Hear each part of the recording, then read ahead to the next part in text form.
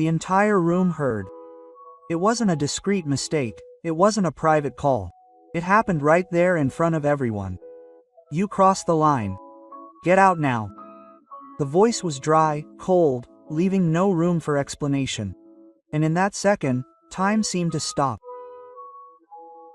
The flight attendant felt her body stiffen, her heart race, her hands grow cold, not because she was wrong, but because she knew exactly how it worked. When someone powerful decides to point the finger, the truth ceases to matter. Around her, glasses hung in the air, conversations were interrupted, glances crossed quickly and then disappeared. Nobody said anything, nobody asked anything. She tried to speak. I didn't do what you're saying. She began, her voice firm enough not to betray the trembling inside. But they wouldn't let her. This is no place for justifications, the man replied, now louder, as if wanting to make it clear who was in charge. You are embarrassing important passengers.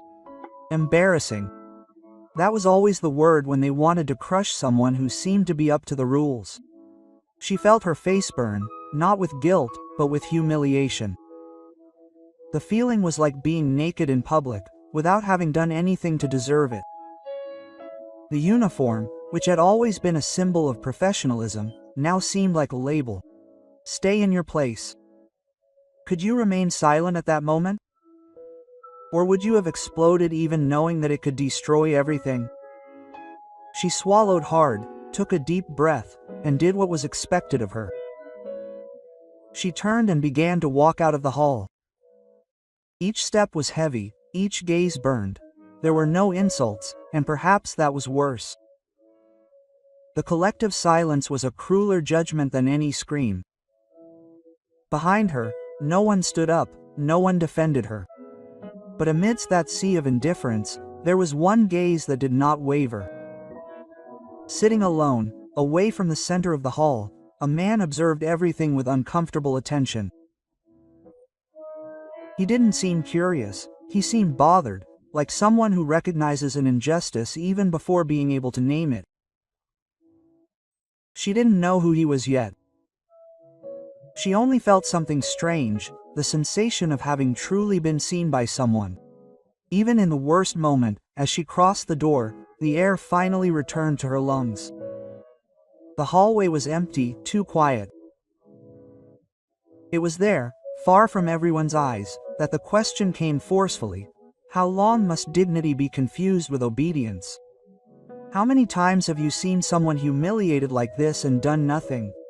Quote, she didn't cry, but something had broken. And when something breaks like that, there's no going back. There are only two paths, to remain invisible or to provoke a change that no one expects. What she didn't yet know was that that scene, that humiliation, had been the beginning of something much bigger. Because the man who watched in silence wasn't just another passerby, he wouldn't forget what he saw that night. Clara wasn't born dreaming of luxury. She never imagined expensive dresses, illuminated halls, or important people pronouncing her name aloud. What she dreamed of was simple, so simple that for a long time it seemed too small for the world. She grew up learning not to bother anyone, to observe before speaking, to listen more than to respond, to do things well even when no one was watching. From an early age, she understood that some people needed to work twice as hard just to be treated with half the respect. Her family never had much, but they had enough to teach values that can't be bought. Honest work, keeping one's word, dignified silence. Lara carried this like an invisible compass throughout her life. While still young, she discovered a desire to travel, not for luxury, but for movement, for the changing horizon, for the feeling that the world is bigger than the walls where we grow up. Being a flight attendant wasn't glamorous for her. It was independence, waking up in a different place, paying her own bills, proving to herself that she could support herself. She studied, prepared herself, and gave up many things that other people her age experienced without a second thought. While some collected parties, Clara collected shifts, exhaustion, and discipline, and she never complained, because for her, complaining seemed a luxury reserved for those who always had a choice. Have you ever lived like that, silently bearing the weight so as not to seem ungrateful for the opportunity? When she got the job, she felt pride, a quiet pride, without fanfare. She didn't announce it to the world, she just took a deep breath and moved forward. The work wasn't easy. There were long days, contradictory orders, passengers. They confused service with submission. But Clara kept something intact, the way she saw herself. She knew who she was, even when ignored. Even when they talked over her, even when they treated her like furniture, she never spoke back, never retaliated rudely, not out of fear, but out of conviction. She believed that character doesn't depend on an audience. In her rare free moments, she liked to watch the sea, not to think about someone, but to remember herself. The sea had that effect. It put everything into perspective. What hurt seemed smaller, what mattered became clearer. Clara dreamed of discreet things, a place of her own, a job where she was respected, a relationship where she didn't have to dim her own light to fit in. She didn't want to be chosen out of neediness, she wanted to be chosen out of recognition, but over time she learned that the world doesn't always reward those who are honest. Sometimes it tests, pushes, silences. And Clara went through that many times.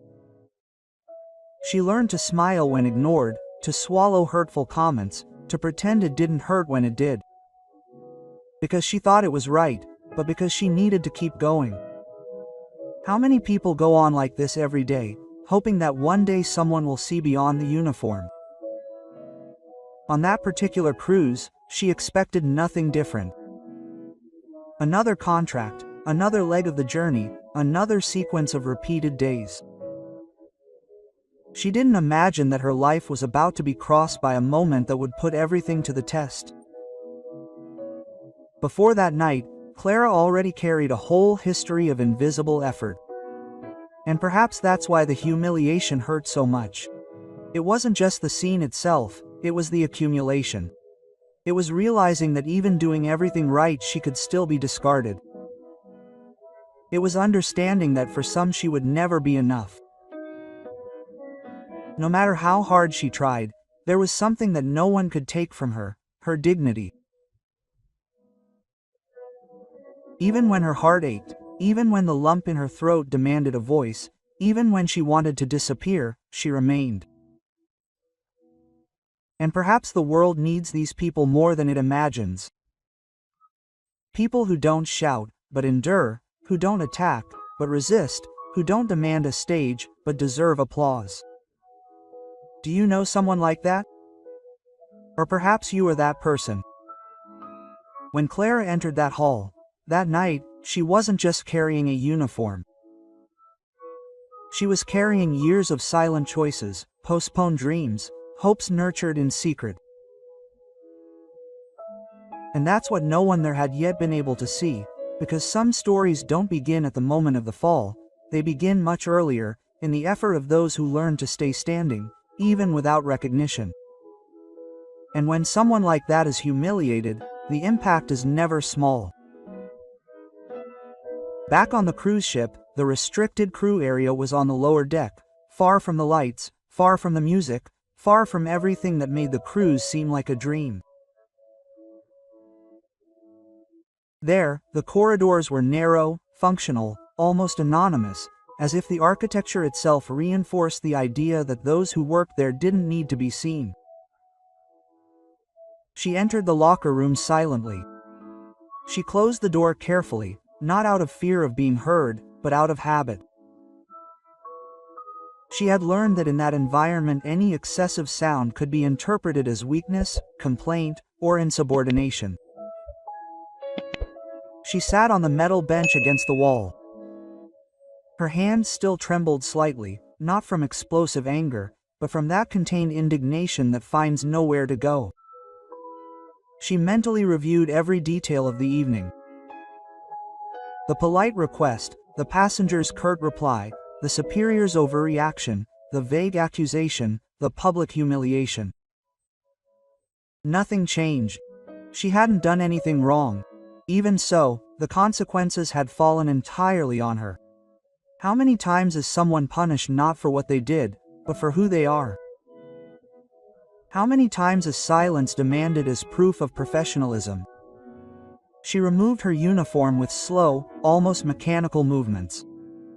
The navy blue fabric fell folded onto the seat. Impeccable as always. That uniform never failed, never arrived late, never spoke out of turn. Still, it hadn't been enough to protect her. She leaned her back against the cold wall and closed her eyes for a few seconds. She didn't want to cry. Crying there would mean admitting defeat.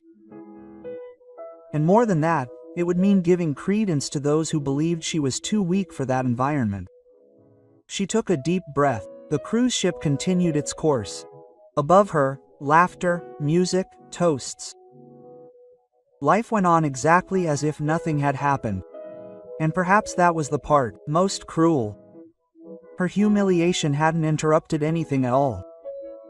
Have you ever felt that? The feeling that your pain makes absolutely no difference to the rhythm of the world. The next morning, work resumed as always, punctual, silent, efficient. She served coffee, organized tables, walked the corridors with the impeccable posture she had learned to cultivate over the years. No one mentioned what had happened, no formal warning, no apology. The institutional silence was almost deafening. It was as if the scene from the previous night had been erased, except within her. And yet something had changed. She began to notice glances, not of curiosity, but of attention.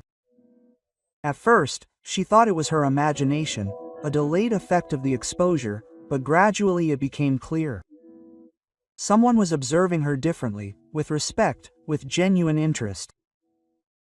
It was the same man, the passenger who hadn't looked away the previous night.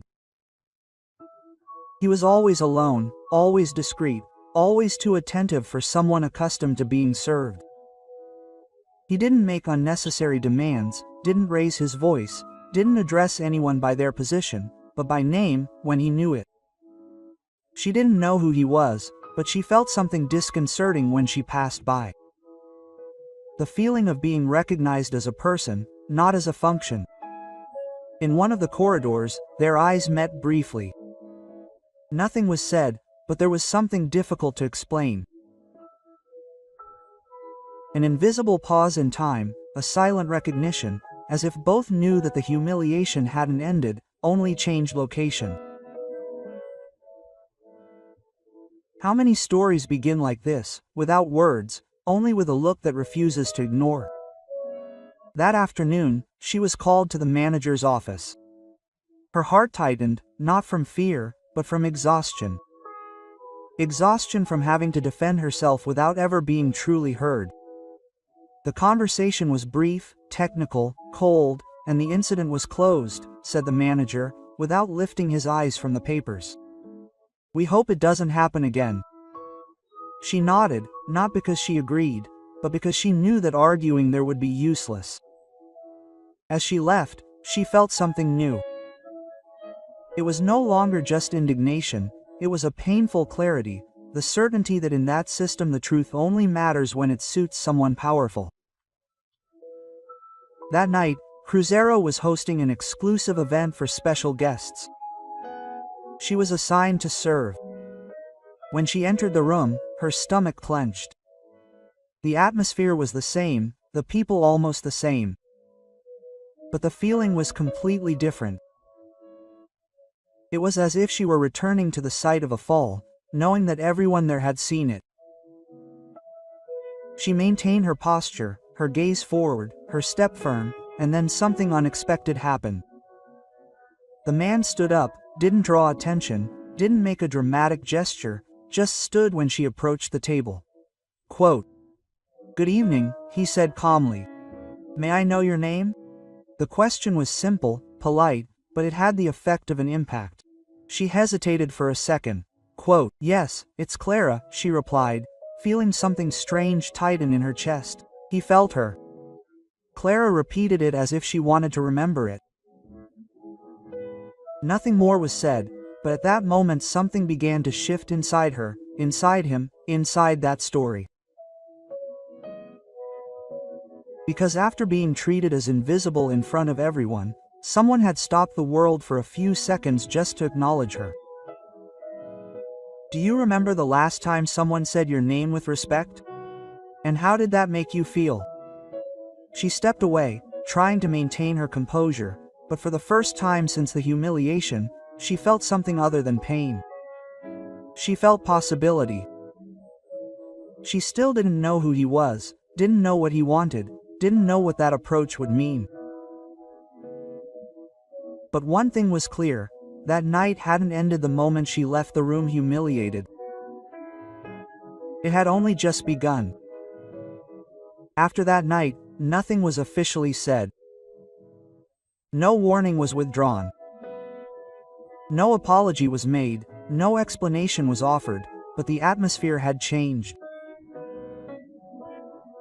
Clara felt it in the hallways, in the way some colleagues avoided eye contact with others, in the excessive care they showed, as if they were afraid of being associated with her.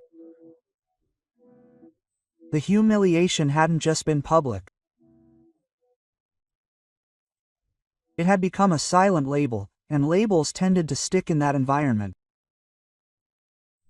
She continued working with the same precision, the same schedule, the same care, but there was something different in her gestures, a kind of internal vigilance, as if she were always wondering when the next blow would come. How many times does someone need to prove their competence before being treated with respect? And even after that, it's still not enough. The man Alexander began appearing more frequently in her field of vision, never intrusively, never forcing encounters, simply present, observing, attentive. He didn't ask for privileges, he didn't demand anything more than any other passenger, but he did something rare in that environment.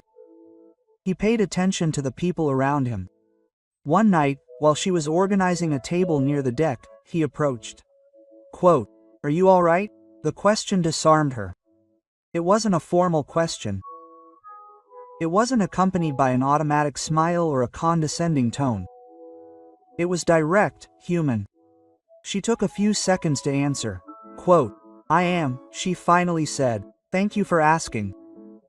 He sensed that she respected that boundary. Asking isn't always allowed, he commented, but sometimes it's necessary. He walked away soon after, leaving behind a disquiet difficult to name. Why would someone like him care? What had he seen that night that no one else wanted to see? Meanwhile, the superior responsible for the episode seemed increasingly bothered. Clara noticed small changes in behavior, contradictory orders, passive-aggressive remarks, unnecessary corrections made in public. They weren't major attacks, but constant attrition, as if the goal was to remind her of her place every day.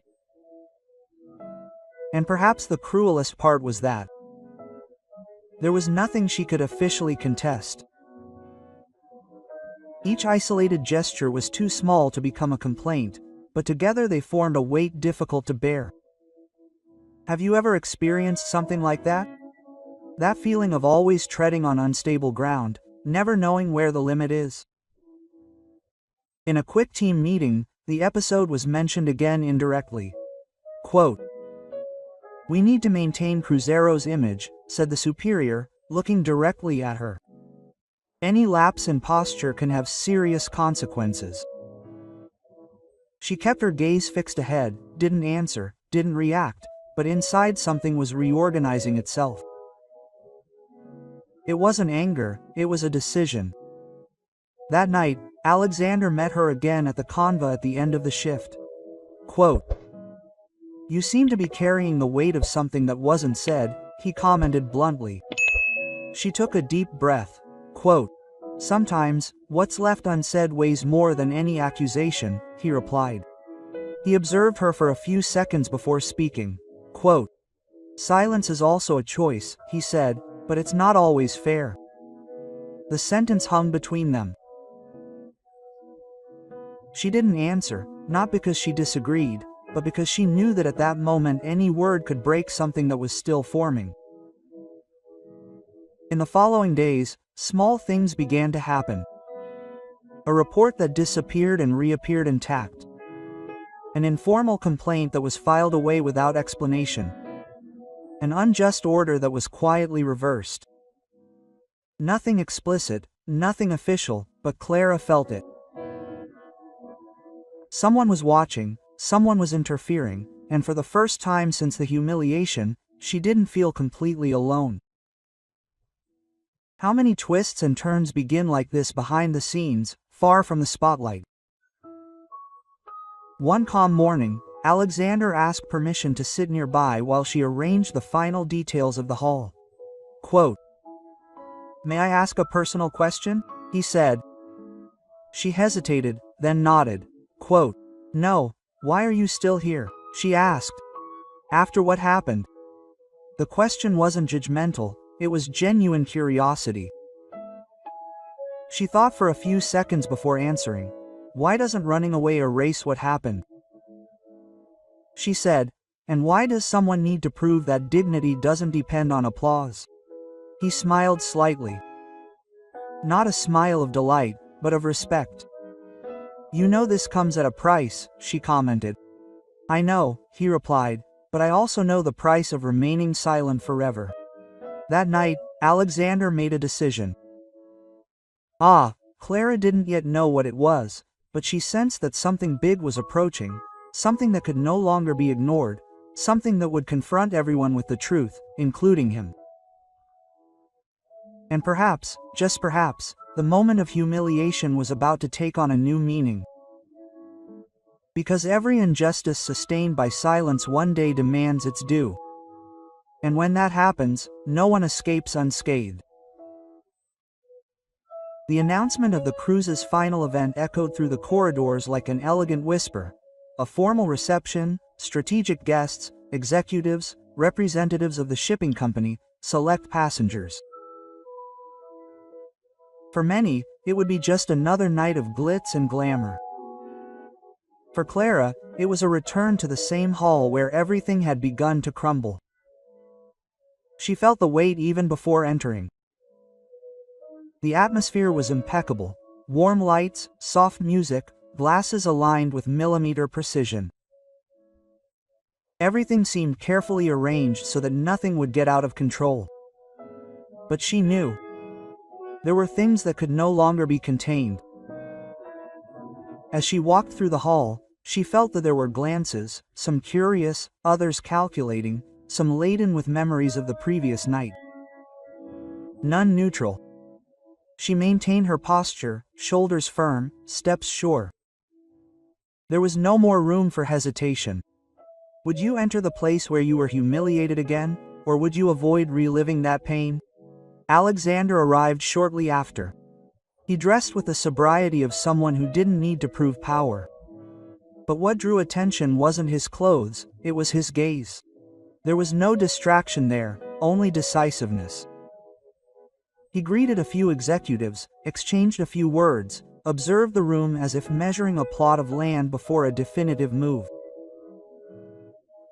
Clara noticed, and at that moment something aligned within her, a calm, almost silent premonition. That night would not end like the others.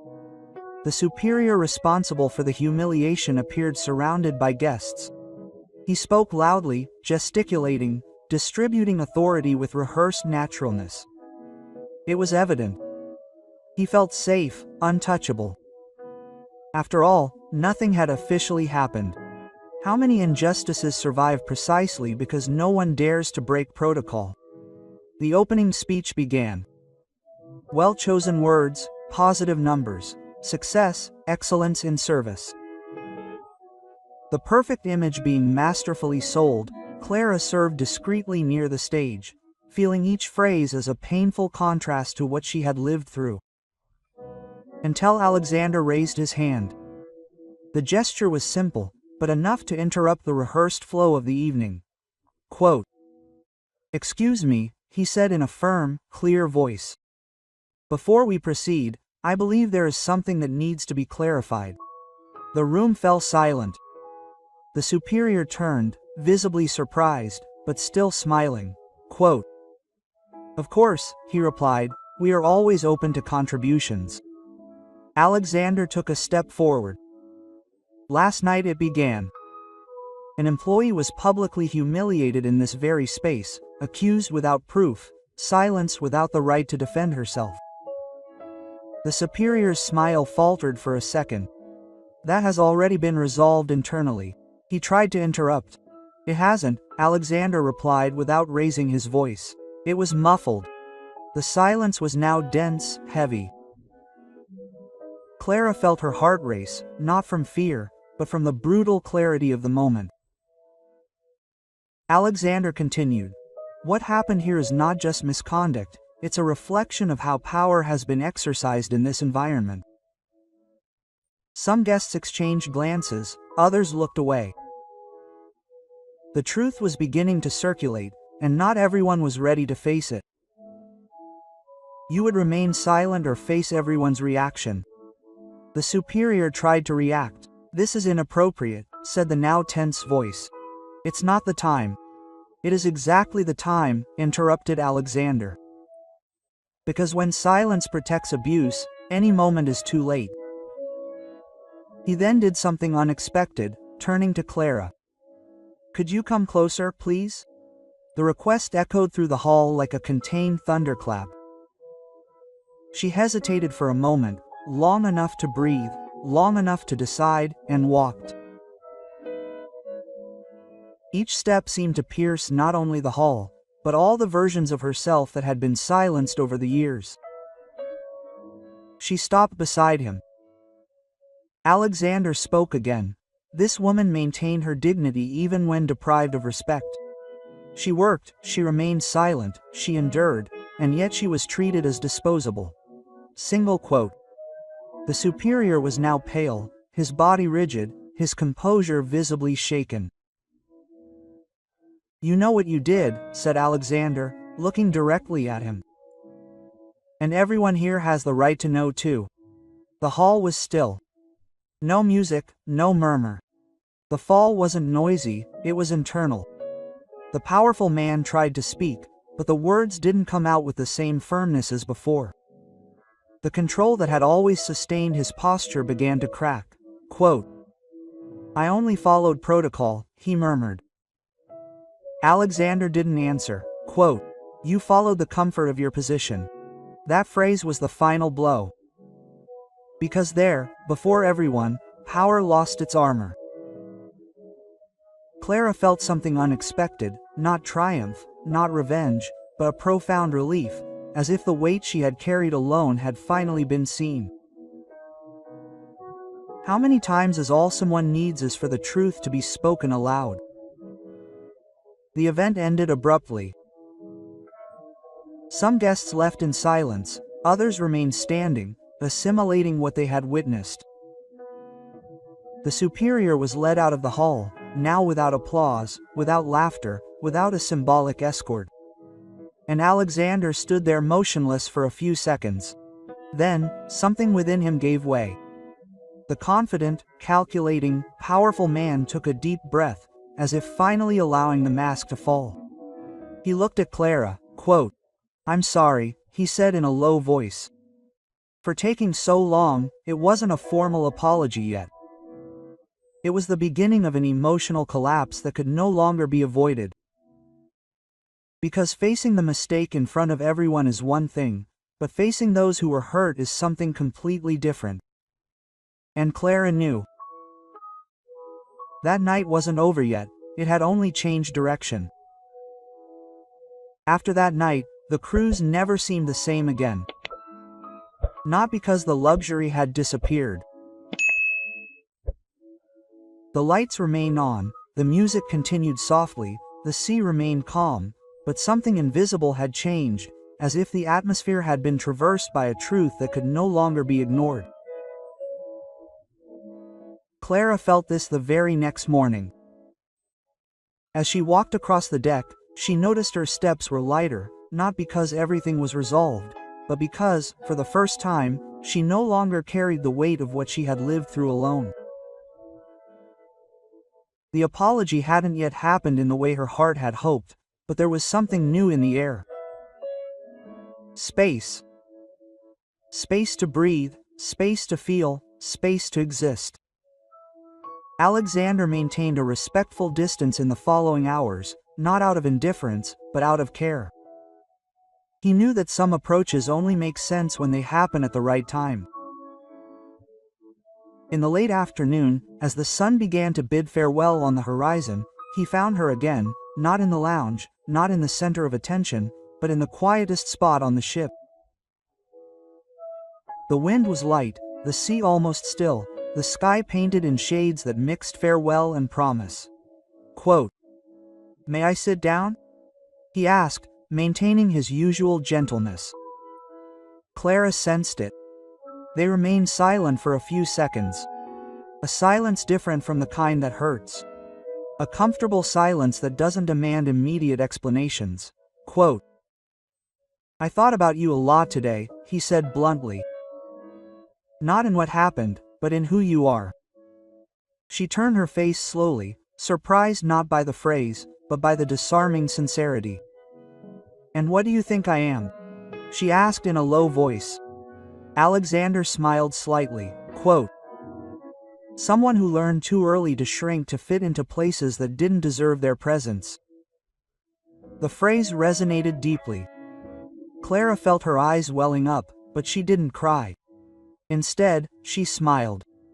A shy, almost childlike smile, like someone being truly seen for the first time. How many times does someone need to be seen like that to remember who they are? They began to talk not about positions, not about the episode, not about power. They talked about small things, books that marked phases of their lives, songs that brought unexpected memories, paths that weren't chosen and others that arose out of necessity. They discovered common tastes, similar silences, the same difficulty in trusting too quickly, the same feeling of having matured early for different, but equally lonely, reasons. With each discreet laugh, something warmed between them. The first touch happened unintentionally, a simple, almost imperceptible gesture. His fingers lightly touched hers as he pointed to something on the horizon. There was no jolt, no pulling away, just a pause. And in that pause, everything happened. Time slowed down. The wind seemed softer, their hearts more audible. She didn't pull her hand away, he didn't squeeze it. They remained there, caught in that brief contact, but laden with meaning. Do you remember the first time someone touched your hand and everything seemed different? Alexander was the first to speak, his voice lower than ever. Quote, "I don't want this to be born from pain. I want it to be born from choice." Clara took a deep breath before answering. "Then let's take it slow," she said. As if relearning to feel, he agreed. In the following days, their meetings became small, silent rituals. A shared coffee at dawn, a glance exchanged during work, a knowing smile that spoke louder than words. Nothing was rushed, nothing was imposed. The romance grew as true things grow, without noise, but with depth. On a colder night, they sat side by side again, watching the dark sea reflect the moon. Alexander spoke for the first time of the weight he carried. Quote, "I spent years believing that control was synonymous with security," he confessed, "but I realized that control only pushes away what is real." Clara listened attentively, not with judgment, not with expectation, only with presence. Quote, "I spent years believing that silence was protection," she replied, "until she understood that it can also erase us." He turned to her. "And now?" he asked. She smiled with that mixture of shyness and courage that only those who have been hurt know. "Now I choose not to disappear." The kiss didn't come immediately, it came later. After more laughter, after more stories, after a lingering look that asked without words, "May I?" When it finally happened, it was calm, respectful, full of meaning. No urgency, no exaggerated promises, just two adults allowing themselves to feel. The kiss tasted of a new beginning, of something old returning, but in a more conscious way, the nostalgia of first love without the naivete that hurts. How many times does life give us a second chance to love? Not like before, but better. When the cruise came to an end, there were no dramatic goodbyes. There were simple plans, a promised lunch, a conversation that would continue, a story that didn't need to be perfect, just true. Clara disembarked from the ship different from how she had boarded, not because someone saved her, but because someone chose her after seeing her whole. And Alexander, for the first time in a long time, felt that power wasn't in commanding, but in walking alongside. Because some love stories don't begin with enchantment, they begin with respect and end with two people looking to the future, unafraid to be who they are. If this story touched you in some way, perhaps it's not by chance. Perhaps you've been treated as invisible. Perhaps you've swallowed words to maintain your dignity, or perhaps you know someone who carried everything in silence, like Clara. If you recognized yourself at any point in this journey, leave a comment about what touched your heart the most. Your experience might be exactly what someone else needs to read today. If this story made you feel, reflect, or remember something important, support this channel with a like. This helps us continue telling stories that give voice to those who are almost never heard. And if you want to follow us, subscribe and turn on notifications. Here, each story is an invitation to look at others with more humanity and perhaps to look at yourself with more kindness as well.